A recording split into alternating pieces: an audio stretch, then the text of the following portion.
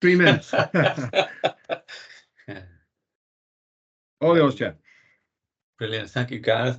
Well, good afternoon, everyone, and welcome to this meeting of the Education and Skills Service Transformation Committee on the 13th of December 2023. I'll jump straight into the agenda. There's no introductions required, I don't think, for this online meeting today. So first off, apologies for absence. I've got one, Councillor Fiona Gordon. Yeah, Any others, Gareth? And from the director, Helen Morgan-Rees as well, Chair. Right, okay, lovely, thank you. Secondly, do we have any disclosures of personal or prejudicial interests? Take that as a no, and then we move on to number 3, which is the minutes of the last meeting. So can we go through them page by page first, please? Page 1, page 2, and page 3. If you are content, I can approve and sign them as a correct record. Are we happy? Thank you, Lyndon. Thank you, Bev. Lovely. And then we move in swiftly on to agenda item number 4. And I know that we've got Kate Phillips to deliver her report on supporting sufficient specialist places. So over to Kate, unless Cabinet Member Robert Smith wants to add anything. No, just to thank Kate for bringing the report and tabling it to the committee. I think it outlines the background to what the piece of work that's going ahead to secure sufficient specialist places, and I think provides a valuable update to the committee, in particular about 2 pilot projects, one in relation to transport and one in relation to a pilot in the Dylan Thomas cluster, which I think, and Kate will elaborate, but I think they do have important lessons, and indeed they are important signposts for us in moving this agenda forward. So I think I'll hand over to you, Kate, and then you can take us through the report. Sure, Thank you, Robert.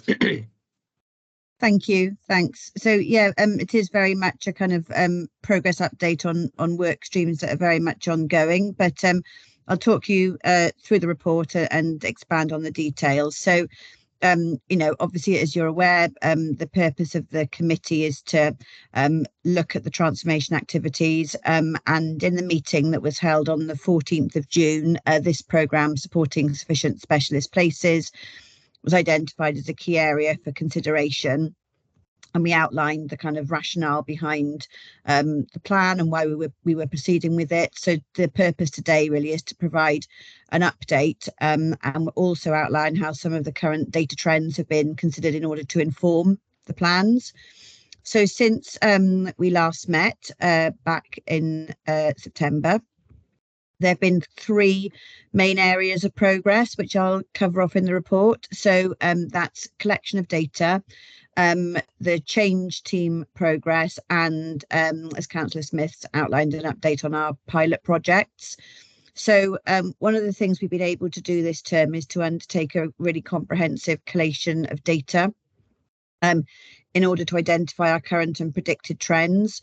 So we knew we had lots of different data sources available to us, but being able to spend the time to analyse it and consider it in line with identified kind of current risks and recent publications was really helpful in providing an overview of the current position, but also the direction of travel. So I can give you an overview of these findings in the report. We also had a change team. We referred to it as an away day, a session really dedicated to kind of comprehensive consideration of the collated data and also consideration of our proposed model. So the change team also considered funding arrangements to implement the proposed model, and we were able to agree some next steps, and I'll share some of those steps with you in this report as well, and would welcome your views really in relation to them. And then we've got a transport pilot project which has concluded, but the pilot schools are continuing to run with that piece of work. And we've also got a pilot in the Dylan Thomas cluster, which we're calling a cluster enhanced project, and that's moved into its next phase, and I can provide updates on both of those. So if I touch on the data collection first, we've considered a huge range of data from a number of different sources. I haven't provided the data in the report. Some of it's been shared with us on a kind of internal only basis. It's not our data to share then, particularly in relation to data from our local health board colleagues, for example. But a lot of the data is available on national websites as well. So, you know, if members were interested, it could certainly point you in the direction. But in terms of what we've considered, we've looked at data from our local health board in relation to CAMS, that's child adolescent mental health services. Our speech and language therapists have supported us with a data analysis, and the neurodevelopmental pathways colleagues. We've also been able to have some very detailed data analysis from an identified cluster of schools relating to all learners with ALN within that cluster. So that's real kind of live action data, if you like. That's very much like a now picture of what's being experienced on the ground in schools. We've looked at data from the Regional Partnership Board, particularly in relation to the regional autism strategy. And we've also looked at data from our early years panels and providers. That's really important for us in understanding kind of, you know, future trends. Data relating to looked after children, and data on the additional learning needs and inclusion team performance. So we've analysed the data and we've identified some key themes. And what that analysis has told us is there's an increasing trajectory for all areas of need. So it's not, you know, kind of unique to one specific area. We've also identified that our current model really struggles to manage the current numbers. And we know that that means it will need amending to accommodate future projected levels of demand. So that makes a really strong case for change in relation to the Supporting Sufficient Specialist Places programme. So some kind of key considerations I've drawn out to share with you are as follows, really. So we know that there are long waiting lists in health, but the children on these waiting lists are attending school irrespective of a clinical diagnosis, and so require specialist support. So it's a real clear message for us around meeting need, not diagnosis, and responding to children as their needs are emerging. We know that the number of children preschool with identified additional learning needs is increasing year on year. And that's a significant area of growth, and it gives us a good prediction for future numbers. And it really does emphasise the need to make changes now in preparation, because we know that the numbers of children coming through are larger than we'd anticipated. The data collected indicates that all schools will need to meet a range of additional learning needs, and so an inclusive approach to all learners will be absolutely critical. And while we know there are increasing numbers of children and young people with autism, other areas of need are also growing, so we need to ensure that our model can respond to all needs, and also I think incorporate some flexibility, because we know from our data analysis that different needs will emerge at different times. So it's really important that we have flexibility in our approach. We know there are increasing pressures on central services and also on schools. So there are increasing needs, but you know, we know there's a reducing budget position locally and nationally. And as part of some of the research into emerging trends, we've also considered recent publications. That was important. So we've looked at publications, including those from Estin and from the National Academy for Education Leadership. I've put the links in there for you to have a look at if you wish. But the essence of the Estin thematic report on additional learning needs was that it made a key recommendation for local authorities to continue to quality assure and review practice and additional learning needs provision, to make sure that funding and professional learning supports the rollout effectively for person-centred processes, individual development plans, and Welsh medium services, resources and provision. And I think that the Supporting Sufficient Specialist Places programme will absolutely help us to achieve this. There's a second document that's been published recently, so very current in terms of its feedback, which is the National Academy for Education Leadership report, and that's around delivering additional learning needs reform in Wales. That report made a series of observations around the challenges that schools and school leaders face in relation to implementing and embedding ALNET, that's the Additional Learning Needs and Education Tribunal Act. Again, the Supporting Sufficient Specialist programme should help to support school leaders with some of these challenges, although we do have to recognise that the broader solution sits beyond the programme and requires national funding decisions. It's considered that the Supporting Sufficient Specialist Places programme will support the local authority in meeting the needs of learners both now and in the future, as is demonstrated by the data collation and analysis. And we also think that the programme will help to meet our obligations in relation to the ESTIN recommendation. However, as noted in the NEAL report, there are some systemic requirements beyond the control of Swansea Council in terms of the requirement for the Additional Learning Needs and Education Tribunal Act, and the redesign of demand-led services will be crucial to make the most of available resources. So really what our data and research has told us is that need is increasing while resources decreasing, and this gives us an even greater case really for change in order to work as creatively as possible. So in terms of the kind of practicalities then, what we've taken forward, so our change team met. They meet regularly, and we had, as I said earlier on, an away day during the autumn term. So the team is made up of the Director of Education, Head of Vulnerable Learners Service, Head of Achievement and Partnership, and Head of Planning and Resources. So that's our 3 heads of service.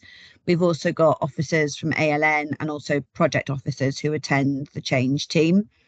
And the change team has agreed the new model and have identified the funding model for the review of the specialist teaching facilities. So that's been a really positive step forward. We do need to give some further consideration to funding what we call our cluster enhanced provision element of the model. However, this element of the model is currently untested, and the pilot programme in the Dylan Thomas cluster will be really important for that reason, because analysing that pilot programme will support further discussions around how and if we take it forward, and therefore make the case for funding.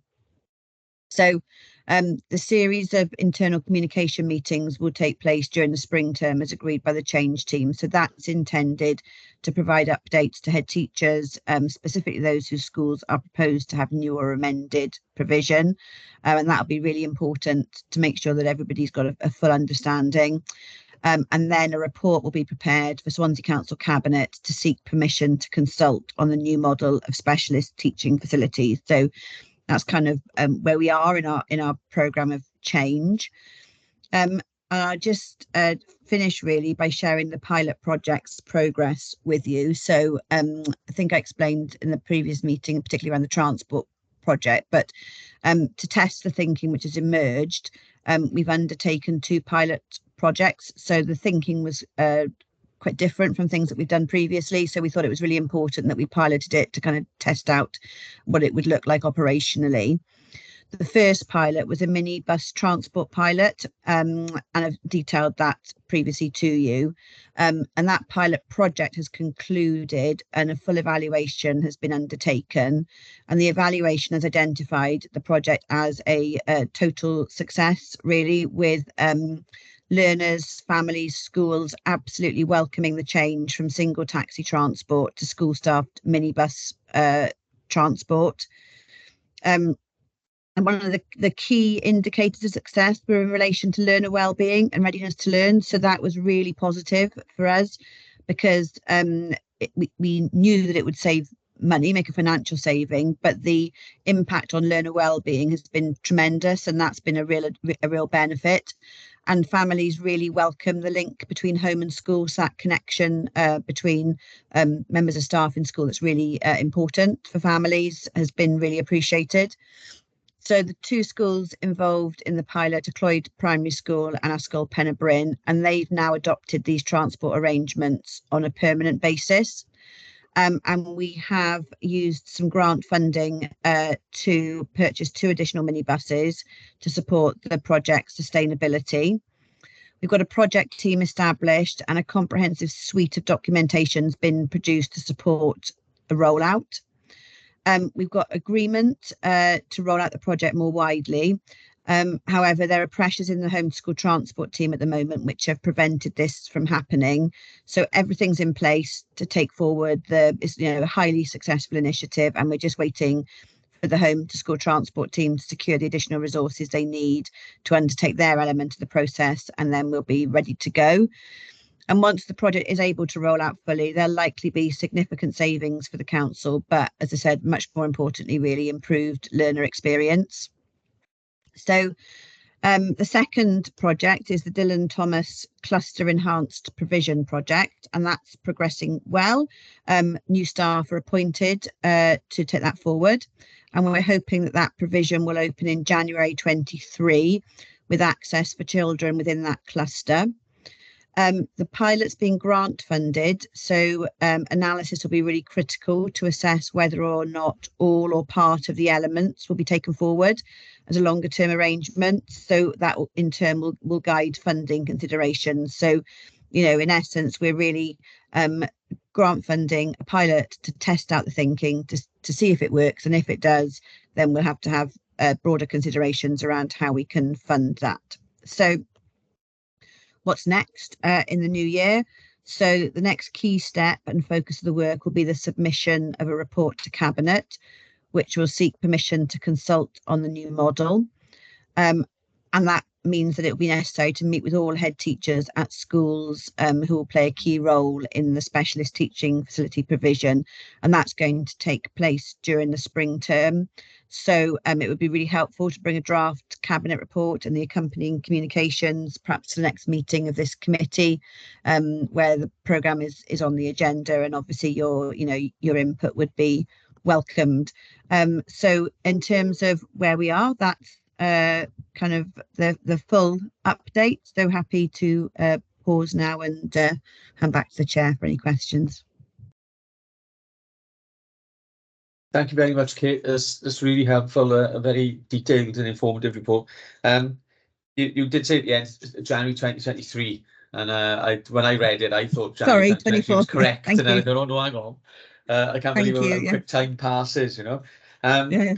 So I'm looking now to see whether we got any people indicating to ask any questions about the report. And while I'm waiting for hands to go up, there we go. We've got Councillor Sandra Joy. Sandra? Sorry, just remembered the mic. I've got out of Teams practice. Just a question about the transport project has worked well between Clwyd Primary and of course Pen y Bryn. The number of pupils there are relatively small. Now, are you considering this as a project for maybe, you know, linking between secondaries, clusters and so on? Because if you are, my concern is access to minibuses, bluntly. Would they have a dedicated minibus? Because those buses would be needed, you know, post-school for things like sport and other events. So although the project has been successful with in schools with small numbers, once you broaden that out, the demand on those buses would be quite significant for other roles. And I do wonder whether that is the intention at any point. Yeah, sure. So it's certainly a consideration that's been part of the pilot project assessment. So Pen y Bryn, although it's a relatively small school, every child has a bespoke transport offer there for the number of children in receipt. So it's quite a good school to kind of test the thinking out. I think what we recognise is that it will always be a hybrid model. There will always be some children, because of perhaps where they live or their need, that they will have either transport provided by their parents or they'll have a taxi. So it's not intended to ever to become a blanket kind of approach. And also we know that not all schools have minibuses, and those that do, as you said, will use them during the school day, and there are issues with kind of fleet management and so on. So that's very much part of our thinking in terms of rolling it out. As said in the report, we've managed to use grant funding to secure 2 further minibuses, one which we've assigned to a school, to Clwyd, to support the project, and one which we'll identify for the next school to come on board.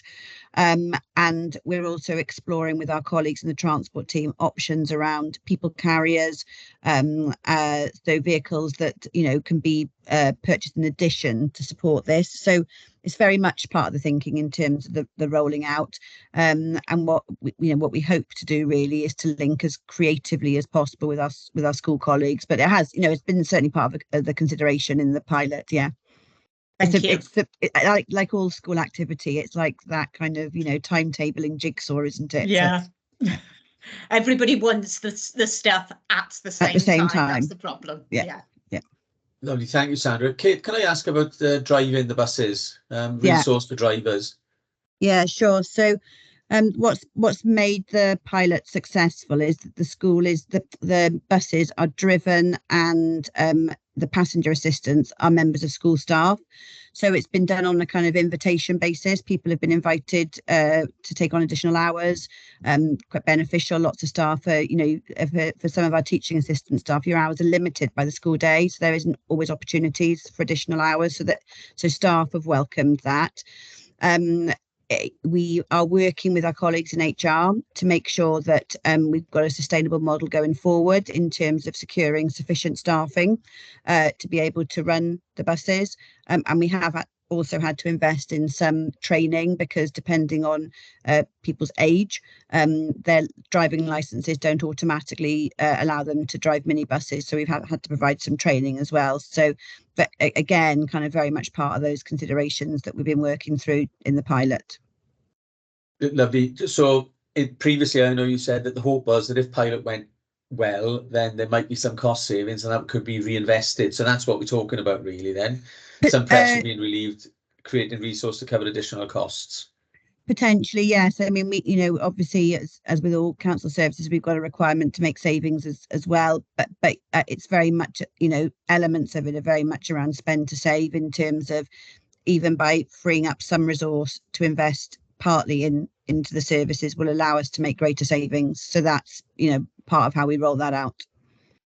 And I think if I can just come in here, and then yes, go on, back to Sandra's point, really, this is a pilot project. We've learned from this pilot project.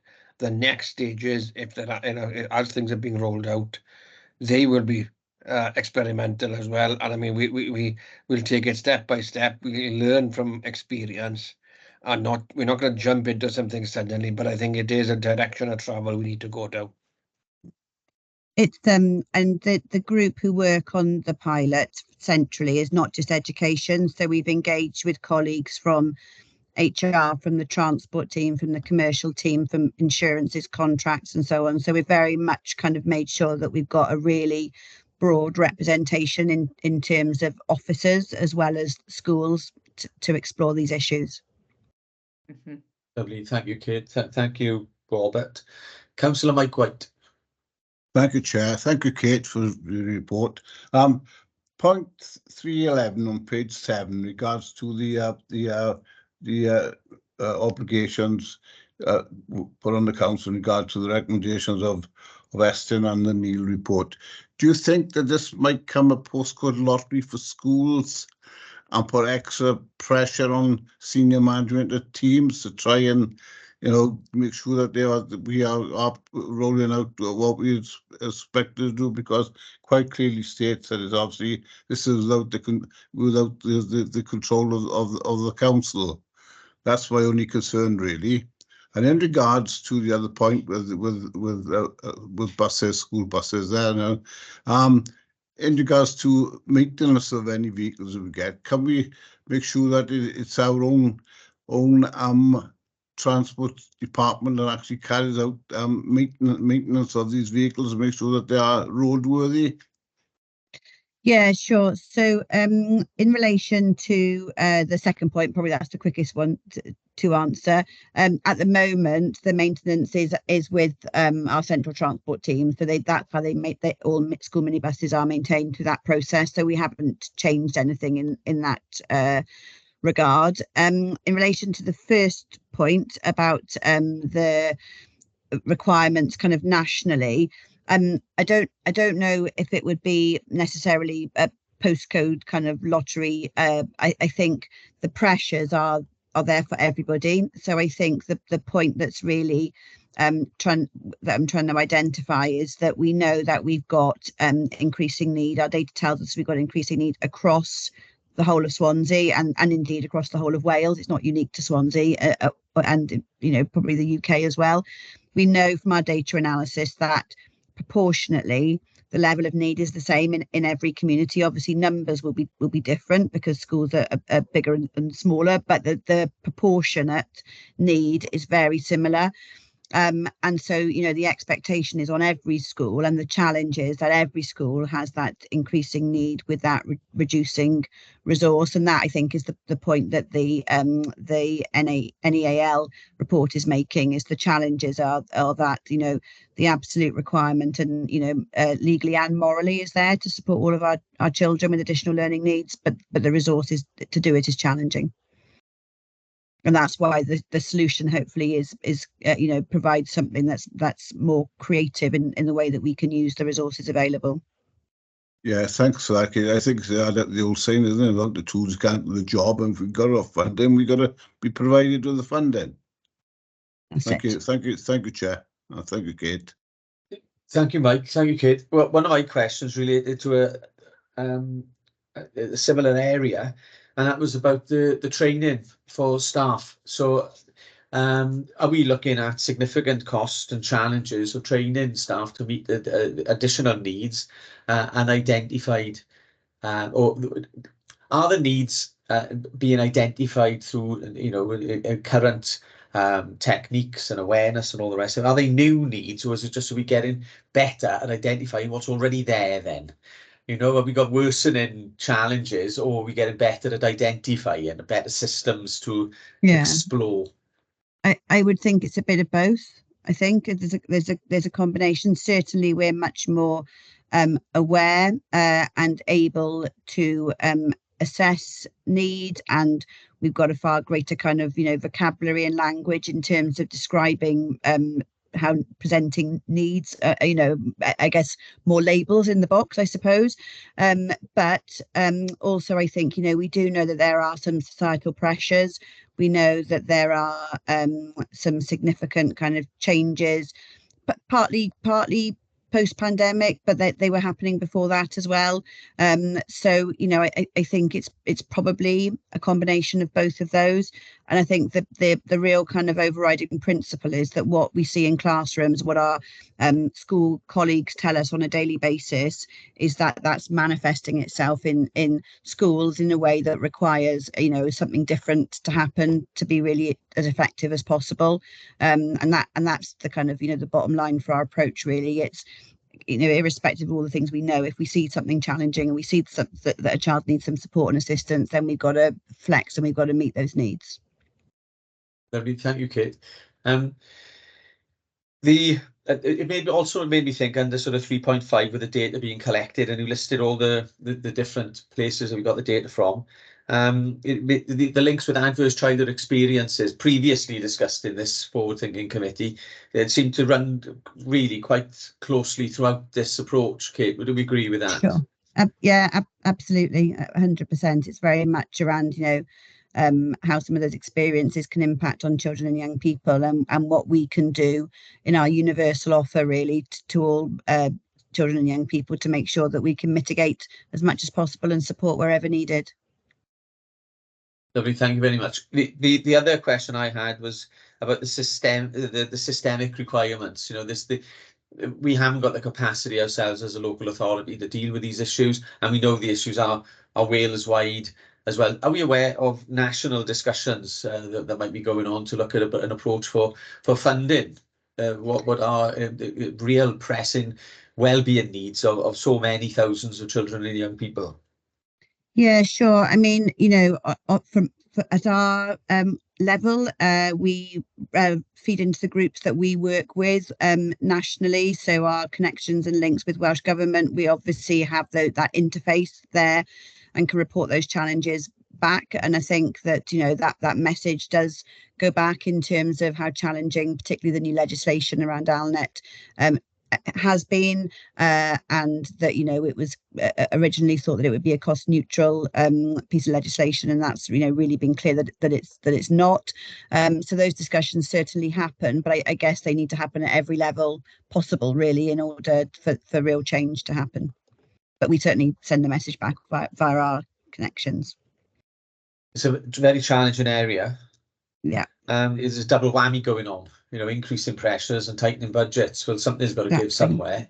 We can't just, you know, magic the resources, can we? No. Okay, so I can't see anyone indicating. Do we have any other questions for Kate? No, we're okay. Okay, well, on that point, then we can move on.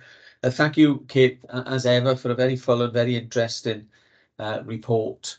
I think there's a feeling of kind of urgent need about us redesigning to meet needs. But that question about the resources as we go forward really does require a national and a dynamic national approach, because this is not an isolated concern, but it's across right across the country. Councillor Robert Smith. Yeah, just want to echo that last comment you made, Chair. Yes, we in Swansea will do as much as we can to meet the needs as far as possible, but this is a national agenda. Needs are, as Kate said, needs are growing not just in Wales but across the whole of the UK, and I think public policy needs to take this seriously, and the appropriate responses need to be funded at the right level, and I think that's a message that needs to be taken back, as I said, at Welsh level, at UK level, if we're able, and if other local authorities are able to rise to this challenge. Thank you very much, Robert. Okay, I can't see anyone indicating now, so I can draw a line under agenda item number 4. Thank you again, Kate, for that. And then we can move on to the work plan, which is agenda item number 5. And as we're definitely heading for 2024. I can't believe the time has flown so quickly. It felt last week that we'd only just put the decorations back in the attic. I was up there again, getting them down, you know. So our next meeting is going to be on the 24th of January, Right Schools in Right Places.